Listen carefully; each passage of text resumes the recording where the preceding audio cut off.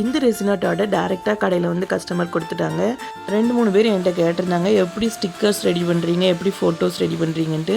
So நான் power point அப்புறம் word இது ரெண்டையும் யூஸ் பண்ணி தான் எடிட் பண்ணுவேன். அப்புறம் இந்த பைக்லலாம் ஸ்டிக்கர் ஒட்டுவாங்கள்ல, அந்த கடையில் கொடுத்து டிரான்ஸ்பரண்ட் ஸ்டிக்கராக வேணும்னு கேட்டால் அவங்களே பண்ணி தந்துடுவாங்க. இன்னொருத்தவங்க வந்து எதுக்காக ஸ்டார்டிங்கில் செல்லோ டேப் யூஸ் பண்ணுறீங்கன்னு கேட்டிருந்தாங்க. ஸோ செல்லோ டேப் எதுக்காக யூஸ் பண்ணுறோன்னா, நம்ம கண்ணுக்கு தெரியாத சில டஸ்ட்டு வந்து அந்த மோல்டில் இருக்கும். அது வந்து நம்ம துணி வச்சு துடைச்சாலும் அது போகாது. ஸோ அந்த மாதிரி செல்லோ டேப்பை வந்து அதில் வைக்கும்போது அதில் ஒட்டிக்கிட்டு அது வெளியில் வந்துடும். அதுக்காக தான். இன்னும் ஏதாவது டவுட் இருந்தால் கூட கமெண்ட் பண்ணுங்கள். அப்புறம் நம்மளுடைய சேனலுக்கு இதுவே போயிட்டுருக்கு. ஸோ நான் 5 days டைம் கொடுத்துருந்தேன். உங்களுக்கு டைமே தேவையில்லை போல். அடுத்த நாளே நீங்கள் எல்லாருமே மலமலன்னு அனுப்ப ஆரம்பிச்சாச்சு. நிறைய ஃபோட்டோஸ் வந்திருக்கு. அதே கலரில் பண்ணணுமான்னு கேட்டிங்க. அதே கலர்லாம் வேணால் உங்களுக்கு பிடிச்ச கலரில் அழகாக பண்ணால் போதும்.